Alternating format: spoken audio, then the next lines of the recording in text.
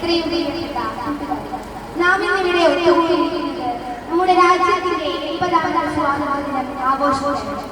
നമുക്കറിയാം 1947 ഓഗസ്റ്റ് 15-നാണ് അടിമത്തത്തിന്റെ ചങ്ങലകൾ പൊട്ടിച്ച് നമ്മുടെ രാജ്യം സ്വതന്ത്ര രാഷ്ട്രമായി മാറി. നാം അനുഭവിക്കുന്ന സ്വാതന്ത്ര്യം ഒരൊറ്റ ദിവസം കൊണ്ടുണ്ടായതല്ല.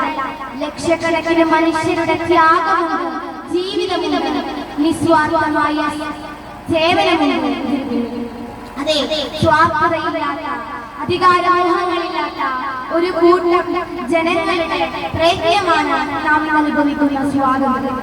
മഹാത്മാഗാന്ധിയും സുഭാഷ് ചന്ദ്രബോസും ഭഗത് സിംഗും ജവഹർലാൽ നെഹ്റുവിനെയും പോലെയുള്ള നിരവധി സ്വാതന്ത്ര്യ സമര സേനാനികളുടെ പ്രയത്നമാണ് നമ്മെ ഇവിടെ വരെ എത്തിച്ചത്. അതെ, ഝാൻസി റാണിയെയും സരോജിനി നായിഡുവിനെയും നമുക്ക് ഈ അവസരത്തിൽ സ്മരിക്കാം.